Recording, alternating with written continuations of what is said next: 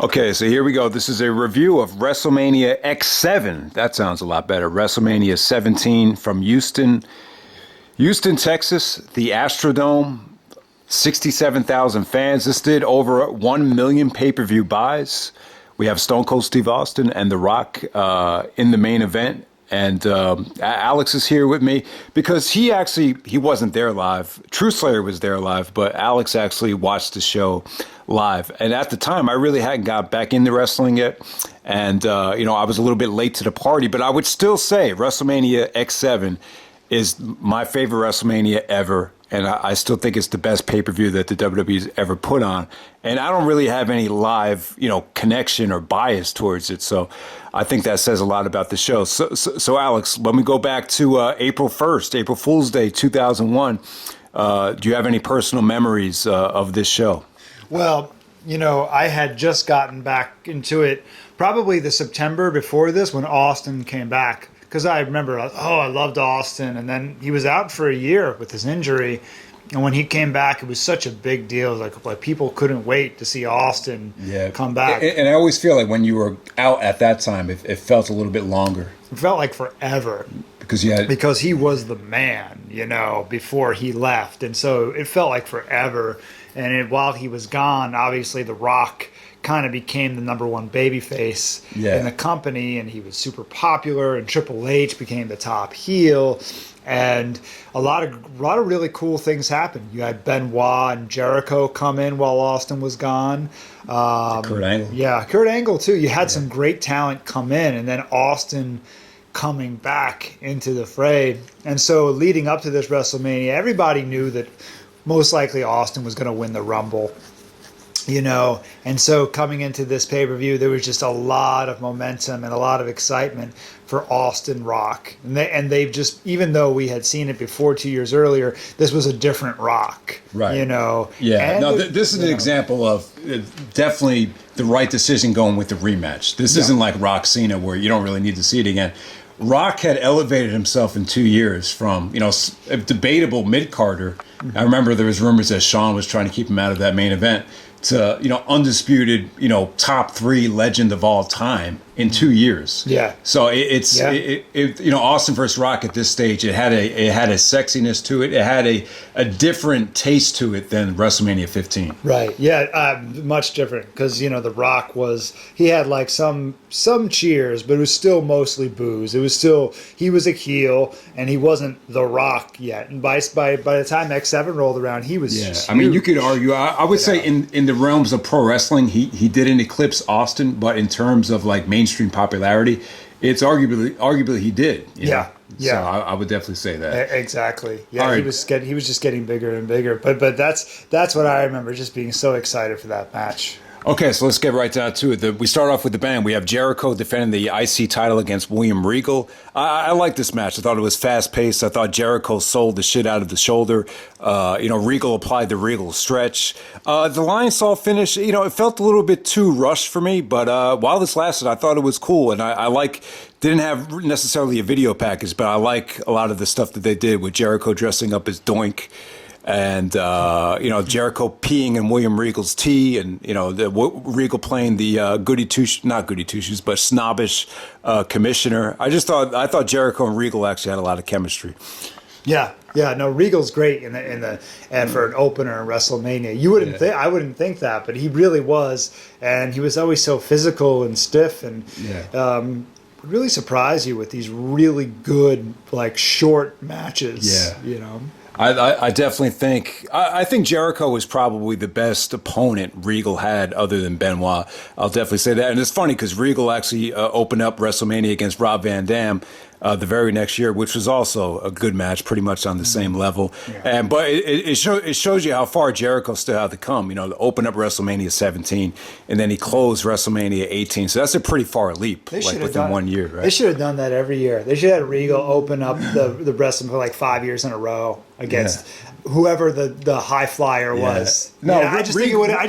Regal had a great character, but I just feel like the WWE parameters wasn't the best fit for his style of wrestling because he's a tremendous wrestler. All right, so we move on to the next match. We had I know you probably don't have much to say about this, but it's the APA, Bradshaw and Farouk teaming up with Tazz to take on the right to censor. This was pretty cool.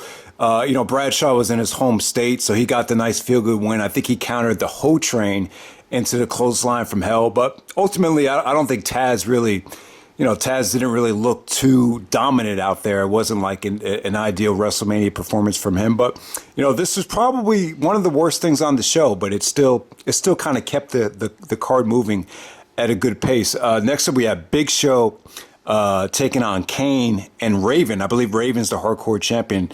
This is a hardcore championship match. Do you have any memories of Kane, Raven, and Big Show? It was just really well coordinated. It was really well orchestrated. That's just what I remember. Yeah. I remember, when it happened, it was just like, oh my God, I couldn't believe what they did. But it was just really well put together. Yeah, man, and Kane had a great showing at the Rumble, so you almost feel like this was, sort of a disappointing consolation prize. But I thought Kane was good in this match, and you definitely had some funny things. You had them chasing each other with golf carts backstage.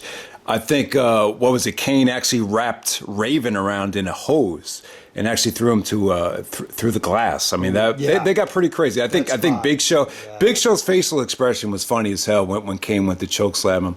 Also, I think they actually brawled through a wall, the wall just collapsed. So it got pretty crazy. And I think Kane actually does a leg drop off the top of the ramp to get the victory. But, wrestling wise, I don't think it was anything too special, but it was just creative. It was fun. It was something different. And it's a variety. And Kane wins the hardcore title. That hardcore title in 2000, when you think of 2001, it pretty much became Rob Van Dam's. But Kane being hardcore champion, you don't really think of Kane as hardcore champion. So I'm pretty sure he lost at the Raven or Rhino the next night or pretty quickly after that. All right, so next up you had what was next? Was it Eddie Guerrero versus Test for the European title? You have any recollection of this? I forgot all about that. Yeah, how was that match? Yeah, it was pretty cool, but I think at that point, Eddie still really hadn't hit his stride in the WWE yet. I think Backlash was actually his last pay-per-view. The Radicals had gotten involved, Perry Saturn and Dean Malenko. Ultimately, Eddie actually hit Test with the European title. But, you were a big fan of Test, right? Even though he was on steroids? No, I never really cared for Test. No, I remember when I was younger, you said something to me like, oh, man, Test could kick your ass. And I was like, no, he can't. Well, I think when I was at that age, I might have seen Test as the next... someone to challenge Triple H for his spot because he was big, he was tall. Yeah, I mean, him and Triple H looked like they could be brothers. Yeah, right. And plus, they both dated Stephanie, so. Oh, he dated Stephanie too? Whoa, yeah, he was about to marry Stephanie. Oh, that's right. That's when Triple H interrupted the wedding. They dated wedding. In real life? I don't know. I think it was a storyline. Storyline. I'm assuming it was both, actually. Yeah, I see. All right, so... but yeah, I wanted to mention, we could bring in Shawn Michaels here. Jim Ross and Conrad just had a debate about, how come Shawn wasn't part of WrestleMania 17. That would have been the time to do Shawn versus Eddie Guerrero. And Jim Ross kind of agrees with me when I'm about to say, Eddie still wasn't on that level yet. And he said, we really didn't need Shawn. Right. I mean, they really didn't. I don't think Shawn Michaels really would have fit in this WrestleMania. It always felt like Shawn just didn't fit in the WWE until The Rock was... got out of the way. It seemed like Rock and Shawn never really coexisted. Shawn was never really there the whole time Rock was on top of the company. That's an interesting point. I also wonder though, was Shawn physically ready to go back to action from his back injury? I don't think so. I don't think he was. So I think there's this belief that because it was in Houston, Texas, he would have sucked it up and did something if they gave him enough money. So probably wasn't the right time, and they were probably distancing themselves from the Shawn Michaels kind of at that. Before that, he was just very egotistical and was on drugs and was not really easy to work with. Yeah. Going back to obviously WrestleMania 14, but even up to WrestleMania 15, he wasn't easy to work. Even when he was the commissioner, he wasn't easy to work with. So you're right. They didn't need him, and I don't think Eddie Guerrero or Shawn were probably in the right frame of mind, mentally or physically, to do that at that time. Yeah, I think SummerSlam 2002 was the right time. So it all worked out. All right, the very next match we have Chris Benoit versus Kurt Angle. in an awesome match. My two favorite wrestlers of all time. I love this. I mean, it's not. It's obviously I think the Rumble is their best match, and they've done more exciting matches than this. But this match has its own identity because of the chain wrestling, the mat wrestling, and you saw that Benoit was able to keep up with Angle and somewhat out wrestle him. But what do you think of the Angle Benoit chain wrestling in the beginning and the overall match? I thought it elevated the show. I remember when I was watching it. I remember because I used to want to be a wrestler when I was a kid growing up. This was one of those matches this is why we watched this, and this is why I wanted to All right, be in it. You brought up a great point, because I didn't see this live, but when you were at the pay-per-view party live, what was the overall feeling of the show up to this point? It was kind of it was not that great? This elevated the show. It had already had enough variety, and you were still excited as the show was going on. But when this match came on, I remember as a fan, I was excited, and then when you watched it, it felt like a real an amateur wrestling match mixed in with pro wrestling stuff. Because I think it's not until almost a quarter of the way through the match that somebody throws a punch or after Angle was getting out wrestled by Benoit, he made it a brawl, so that was the whole theme of it. But Angle looked a little bit ultra competitive here. I mean, Jim Ross was Angle has that intense look on his face. But talk about the commentary between Jim Ross and Paul Heyman. They went back and forth the whole night. I mean, wrong. Was this Paul Heyman's first pay-per-view? So it wasn't his first night. He had done Raw. First night was actually on March 5th. Oh, he did Raw. So Jerry Lawler was there the night after No Way Out, but a week from then it was Heyman when he had that whole line about I came to see Bush in Washington D.C. So that but Heyman and Jim Ross they went at it back and forth, because I think Jim Ross actually said something like Jerry Briscoe, the best from amateur to pro I've ever seen, and then Heyman calls him out. He's you're just a fan of the Briscoes because you're from Oklahoma. Me, I'm a fan of Cornette. He's don't tell me why I'm a fan of the Briscoes. You're not Karnak. You're not reading my mind. I don't need to be Karnak or read your mind. I'm telling you, Kurt Angle blows everybody away. So you had... That was great. Yeah, you just had some great commentary the whole night between Heyman and... He's too big for commentary, Paul Heyman. His personality's too big for commentary. And I hope he never does it again, because it gives 2001...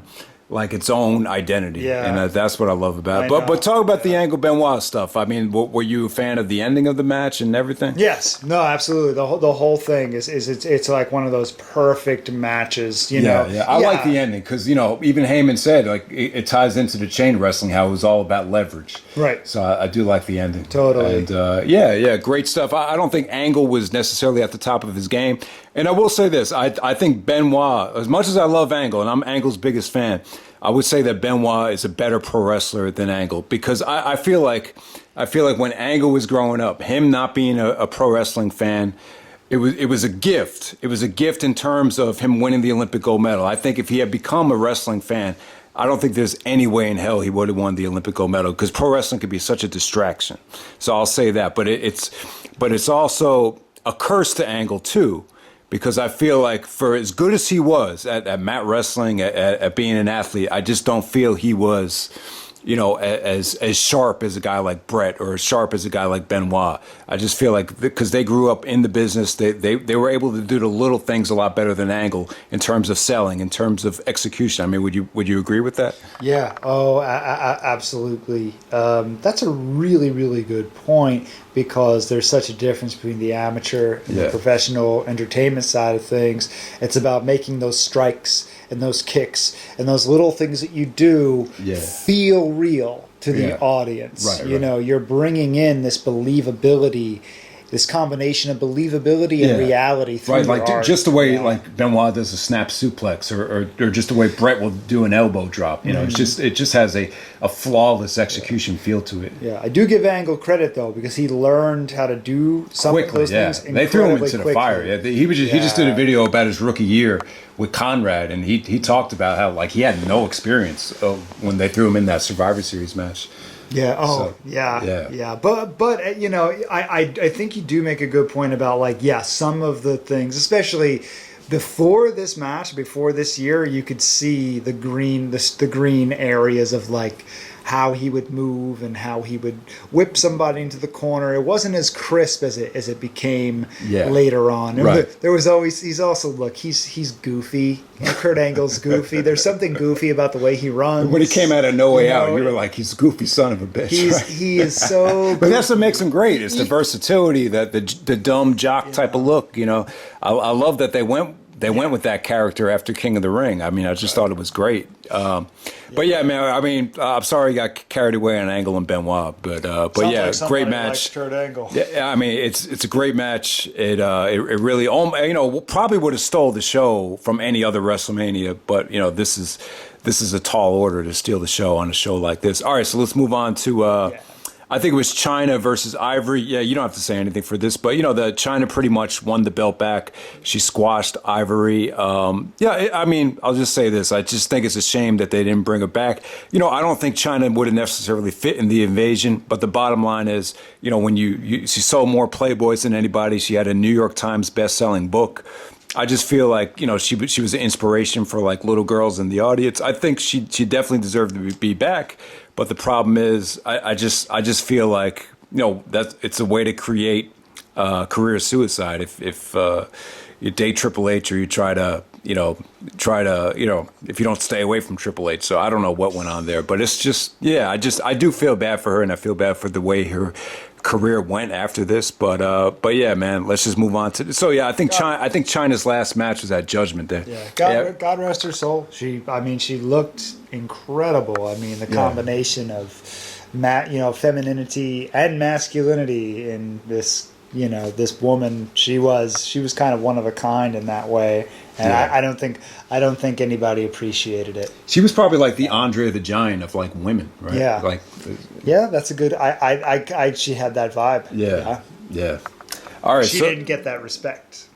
Though. Yeah, it was just bad timing, I think. It had a lot to do with it. All right, so next match, we have Vince McMahon versus Shane McMahon. I was watching Truth Slayer's live thoughts about this show, and he thought it kind of stole the show from a live experience standpoint. You had a lot of storyline stuff here with Vince cheating with Trish. You had Stephanie being Daddy's little girl. You had Linda McMahon, who I guess was in a coma in a wheelchair. I guess she was like heavily sedated. But yeah, I mean, talk about Vince and Shane. You got any memories of this match live? Linda McMahon looks like a bird. That's my first gut reaction. That's right. Oh man, it's cool. The other first thought is, hey man, the Van Terminator from Shane McMahon onto his father, from across the ring. That was so cool, and it was also foreshadowing of the rise of RVD and WWE, what we got to see later on. So, that just stands out to me. I mean, this match, it's one big giant schmaz all the way through with this was like, how every WrestleMania has like its spectacle match. This is like the spectacle of WrestleMania 17. Yeah, and that's what Vince is. Vince is good at that. He's a master of that. So right. And you had the whole, they humiliated Trish, like they made her strip. They did the mop. They took a mop and washed her off with a mop. Jesus. I mean, they did humiliate her, but ultimately the payoff was that she would turn on Vince at WrestleMania. So that was good. I thought, So Trish got her payback, and also Linda McMahon. I mean, you had to see this come. I don't think this would have worked if they had done this match like at WrestleMania 20, because I don't think the business was as exposed yet. But, I mean, you could see it a million miles away looking back on it, that Linda McMahon was going to pop up and kick Vince in the nuts. And that probably got the biggest reaction of the night. It was it was a big reaction. Yeah. So I like the story here. I like, Shane celebrating with his mom, after his mom went through, all the stuff with Vince cheating on her and him just acting like an asshole. They had the whole WCW thing where Vince was supposed to sign the contract at WrestleMania. Remember, I'm going to sign it, and I'm going to sign it at WrestleMania. But then Shane was the owner of WCW. All right, before we move on, let me just hear your thoughts about Shane. If you could go back in time, do you think that was the right way to go, to have Shane as the leader of WCW and the Alliance? It seems like a lot of people are very critical about the way they did that. I thought it was a lot of fun at the time. It was very entertaining, and I mean, you know, that before WrestleMania when he shows up on the Titantron at Nitro, that was like mind blowing to watch that live. Now, how old was I? I think I was 14. I was 14 years old, or 13, 14, whatever it was. I thought that was so cool, and you know, the Alliance had a lot that came later. I just thought it had a lot of variety. So no, I don't have it. I don't look back and have a problem with any direction. There was so much talent that came in. I thought it was fun. Yeah, no, I mean the invasion was great, you know, for our personal taste. So yeah, we thought it was cool. You know, you can stomp, you can you know, moan about, you know, Goldberg and Hogan not being able to be part of it, but you know what? They came later. And quite frankly, they left later too. Like, and then they come back and they leave again. And you know, honestly, I don't think Hogan and Goldberg. You know, Triple H was injured too, so that hurt the invasion. Yeah. But the initial stuff that they tried to do, I didn't see any issue with it. I thought it was pretty cool. Okay, so let's move on to the next match. We have Tables and Ladders and Chairs 2 for the tag team titles. We have the Dudleys. Edge and Christian and the Hardys. I believe the Dudleys are the tag team champions. I mean, this was crazy. I mean, how does it hold up for you? Yeah, TLC 2. Dude, yeah, man. Yeah, that this actually won Match of the Year in the voting in PWI magazine. Yeah, so to win why. Match of the Year in 2001, that covers a lot of ground. So. Swanton bomb, the spear off the top of the ladder from Edge, you know, going into all the tables. There's so many great spots. Spike Dudley just like comes out like a firecracker and immediately has two like, you know, table shots. It was amazing. It was a crazy freaking match. You know. Yeah, and we were saying, like, when you look at the most famous part in the match, and you always say the WrestleMania X7 spot. There's so many great spots from this show, but you know, Edge spearing Jeff Hardy off the ladder. We were saying, like, it wouldn't have worked that well if it wasn't for Bubba. What kind of gets lost is Bubba kind of, you know, takes the ladder away, so Jeff is actually moving towards Edge, and it made Edge hit the spear flawlessly. So that kind of gets underrated, right? That Bubba spot. I think so. No, Bubba. It was important for him to be there to give it that swing. It wouldn't have had the impact if Jeff was just kind of dangling. Like, you know, that was cool. That was really cool. Yeah, I mean, just a crazy amount of bumps in this whole match, and I did want to mention this. I know you thought it was kind of stupid, but when Lita comes out, she actually, you know, knocks Edge off the ladder, and Jim Ross goes like, "And Lita jerking Edge off that ladder," and and you couldn't help but to think like Lita and Edge were eventually going to be a couple, and eventually that would eventually happen in real life. So I thought that was funny. I have no comment. I'm going to let that joke just simmer out there. Yeah, but back to the match. So I thought what made this match special was Rhino, Lita, and Spike Dudley all played, you know, very important roles in the match. And, you know, at the time, I didn't know this, but Rhino actually, you know, trained with Edge and Christian in Canada. But I think that went over a lot of people's heads at first. Like, why is Rhino with them? But, you know, Rhino actually helps Edge and Christian win the belts back. You know, it had to go to a heel tag team because, you know, Undertaker and Kane were going to win the tag team titles. Was Molly Holly out there too for this? No, okay, she wasn't. Yeah, no. That must have been a different match. But yeah, that's TLC 2 from WrestleMania 17. In my opinion, I think it's still the best tables, ladders, and chairs match that they've done. Okay, so next up we have the Gimmick Battle Royal. You know, you have Bobby the Brain Heenan and Mean Gene Okerlund come out on commentary. So the Iron Sheik actually wins this thing by lastly eliminating Sergeant Slaughter, but you saw Jim Cornette and all these guys from the past. This was just a nice way to lighten up the show for Triple H and The Undertaker. You know, obviously it's a tall order to follow something like TLC. Yeah. So you understand why this went right before Triple H and Undertaker. Good idea. All right, so yeah, man, like when I look back to WrestleMania 17, like the original plans were to do Undertaker and Kane versus Rikishi and Haku. But thank God they changed the plans and went with Triple H versus Undertaker. You know, Triple H actually started the storyline after he beat Austin at No Way Out. He said, "I've beaten everybody that there is to beat." And then Undertaker comes out and is like, "Oh, you never beaten me." And he had this whole restraining order on Stephanie with Undertaker trying to attack her. So, you know, it just got really personal. I think, didn't Triple H like like destroy Undertaker's motorcycle right before the match. So I had a pretty good build up to it. But yeah, I mean, this is a great this is a great match for the Undertaker, though. I mean, when he came back as the American Badass, I mean, he a lot of his work was poorly received. I mean, he kind of became like the internet's whipping boy for a while. You know, he came back in a kind of out of shape. But this was the match that really, brought him back. And, Triple H was definitely at the top of his game. I'll say that. It's not their best match together. Obviously, they topped it with the Hell in a Cell and some of the more recent stuff. But I would say it's still my favorite match and very creative. So I enjoyed it. I mean, what do you remember about Triple H and Undertaker? Oh, it was a good match. And I didn't think about that because, I remember we were watching No Way Out, and Undertaker just kind of felt like a afterthought, being involved with Kane and Rikishi and whatnot. And, that's just not the spot for the legendary Undertaker. But, no, Triple H was at the top of his game. Before he got injured, he was just on such a roll. Yeah. Every match he was involved in was just huge, And when I look at this match, I also say to myself, this is the reason why Austin wants to turn heel. Because I look at this match and I say, Undertaker, the American Badass, right? Mm-hmm. So he's trying to be like Stone Cold. Yeah. Triple H, the greatest snob, goes from the toughest guy to ever walk down to a ring with Motorhead music and a leather jean jacket, and it seems like all the teenage kids and all the young men in their 20s want to be like Triple H. So it's like Austin, like what makes him different now? He's just another badass with black tights. Okay. I mean, what do you think of that? That's an interesting view, and I know that and it'd be interesting to talk about the main event because it's what happens in the main event, because I know there was some regret on the part of Austin, right, for turning heel.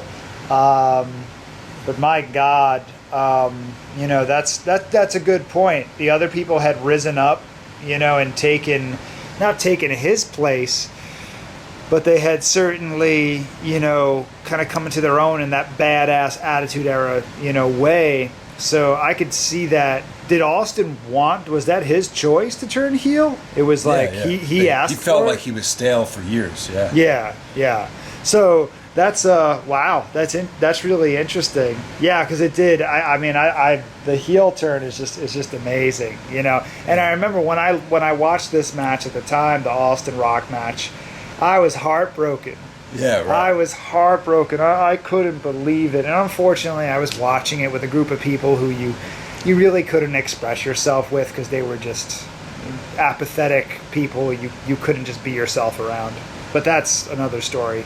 Right. Anyway, but I remember wanting to scream at the television and I couldn't. Right. So you had no idea, you weren't on the dirt sheets like True Slayer at the time. True Slayer talked about in his live review that they knew Austin was turning heel, but they were like, how are they going to fucking pull this off in Texas?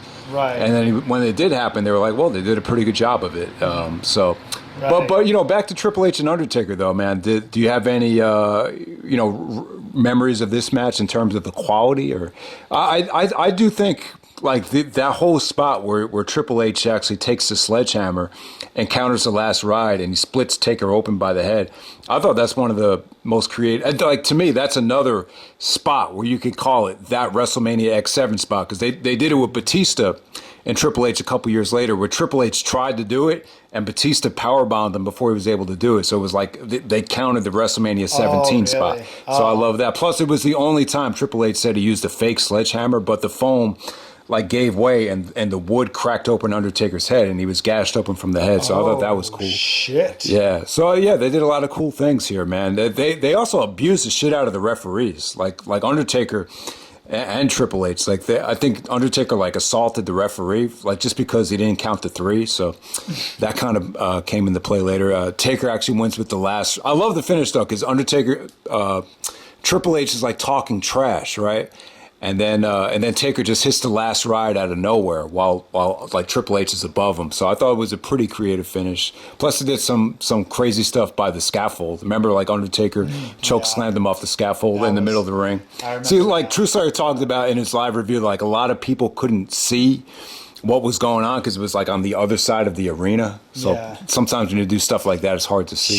Sure, but they needed something different to vary it up. There's a lot of other like hardcore, big spots on that show, so they needed something to vary it up. And I just remember thinking like it almost like that they did the best they could to make it feel like the second part of a double main event. Yeah, that was great. It is a great double main event. Yeah. It's like.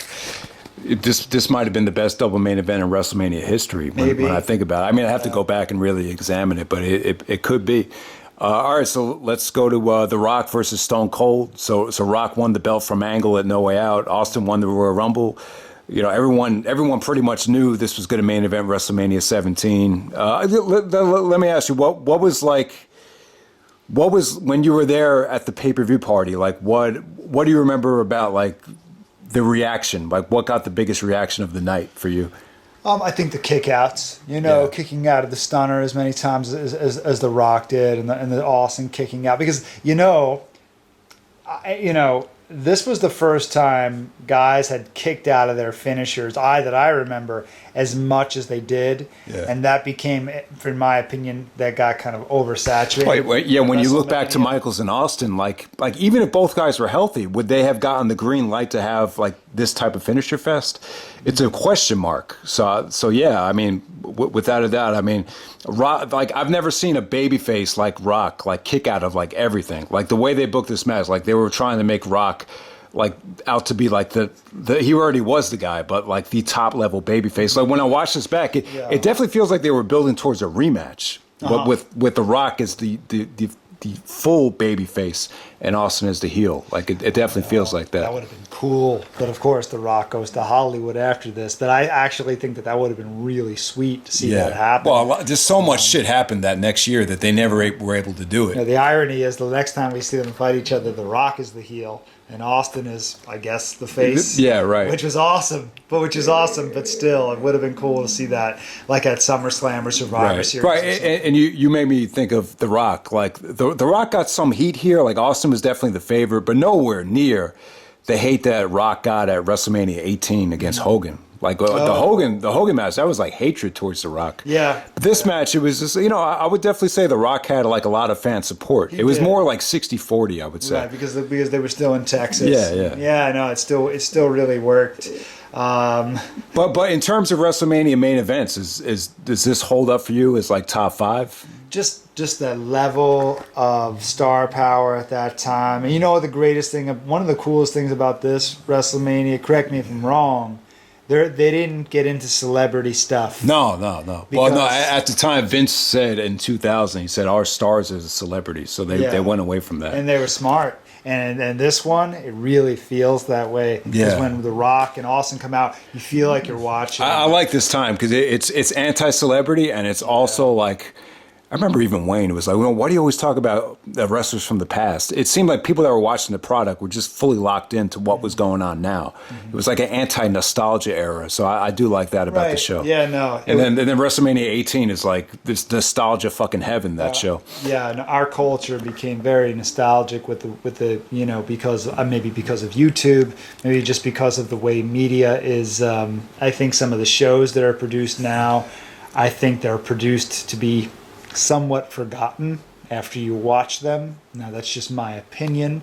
I think some are really good, but only a few, and so you forget. So people are looking back from shows in the 70s, 80s, 90s and thinking, oh my god, the quality of that programming is because the medium was different, and the media that we were watching it on was different. And now there's so much content that some of it's going to be it's not all gonna be Grand Slam stuff. And so at this time, and now even with WWE, there's so much content, and included in that content is stuff from the 90s and stuff from the early 2000s, the Attitude Era, the Hulk Hogan era, and I was thinking too, when Jim Ross mentioned shades of Bret Hart from WrestleMania's past, when Rock had Austin in the sharpshooter, like when he said it, it was like he's saying it like it was a long fucking time ago.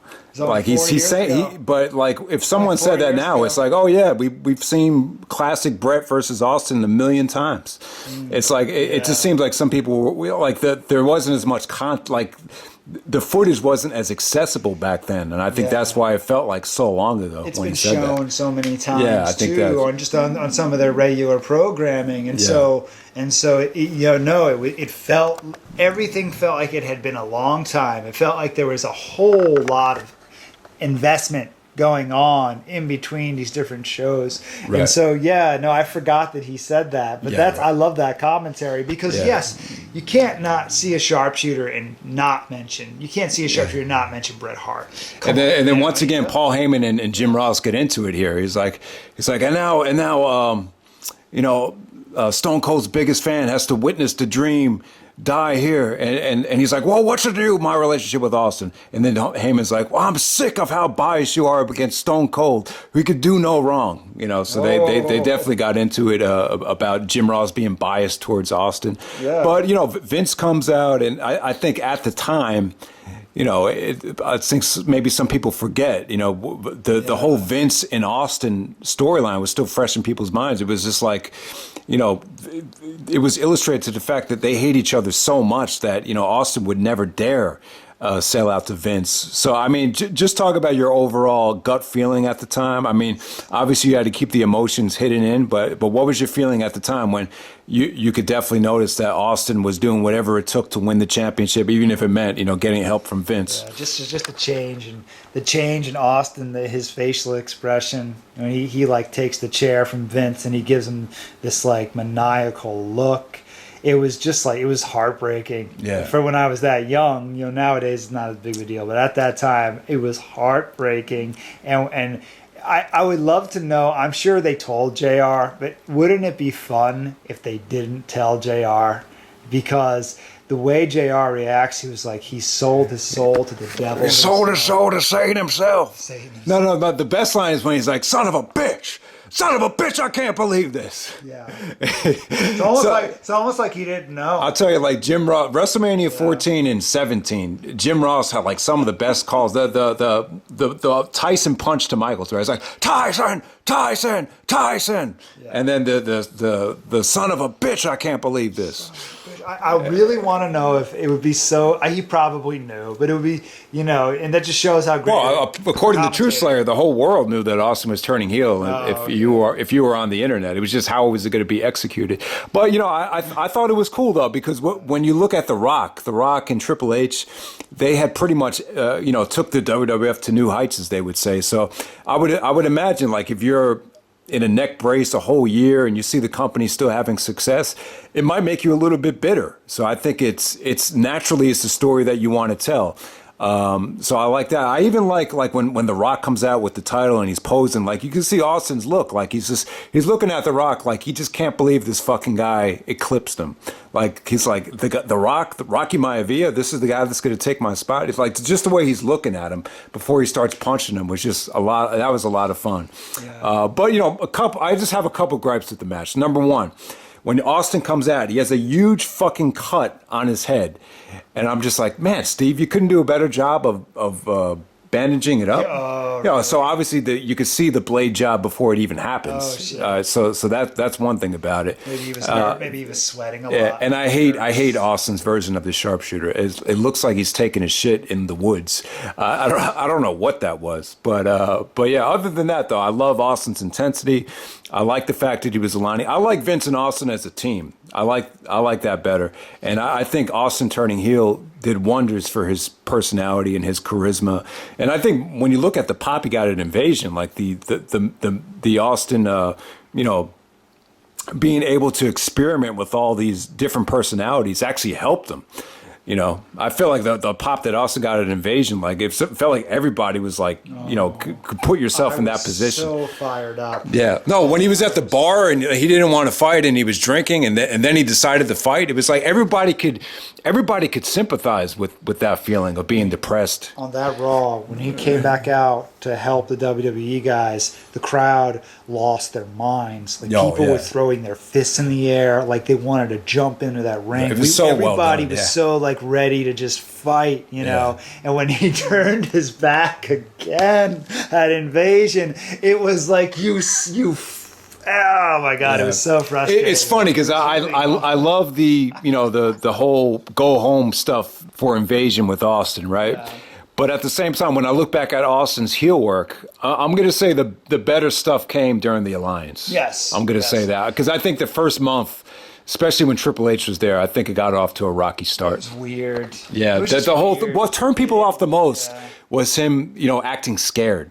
Like remember like when Undertaker got tagged into the ring, like he went to the corner and started like crying. That didn't, stuff like that. Yeah, that didn't really work right away. Yeah. It was just a lot of people felt insulted, and the numbers reflected it. And, you go from 1 million buys at WrestleMania 17 to 370,000 with Backlash. That shows a tremendous lack of, maybe insulted, maybe just lack of faith. Maybe, I don't know what it was. He hit his stride in the feud with Angle over the summer, and then with Angle and RVD, that's when it started to work because he wasn't really scared. Yeah. He was just kind of belligerent. He was more cynical, and dumb, yeah, and just angry. And he came out to this theme music that kind of reminds me of Seth Rollins. Oh yeah. Now, and I remember thinking it's too bad they didn't they changed his theme twice. Initially, they gave him that.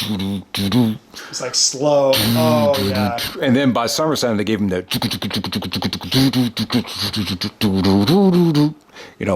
That theme right there. Yeah. But I will say this, and this is where the anger of Austin comes in. The whole point of him turning heel was to make money with The Rock and maybe even Triple H to a lesser degree. So when those guys aren't there, Triple H gets injured, Rock goes to Hollywood. So you're asking Jericho, you're asking Benoit, you're asking The Undertaker, who's not back in shape yet. You're asking the green rookie Kurt Angle you're asking these guys to draw pay-per-view buys that are in between 500,000 to 1 million pay-per-view buys. That's a tall order, especially then for a guy like Jericho.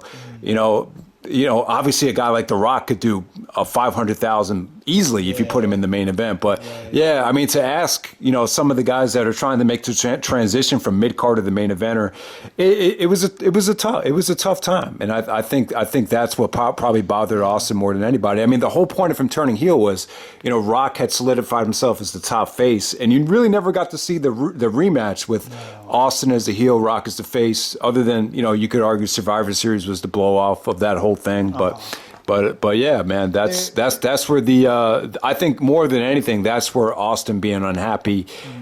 That when Austin talked about being unhappy leading up to the walkout, I think that was it. Yeah, I think that's a great point. I also think they were trying to create new stars. Yeah, and that's not easy to do.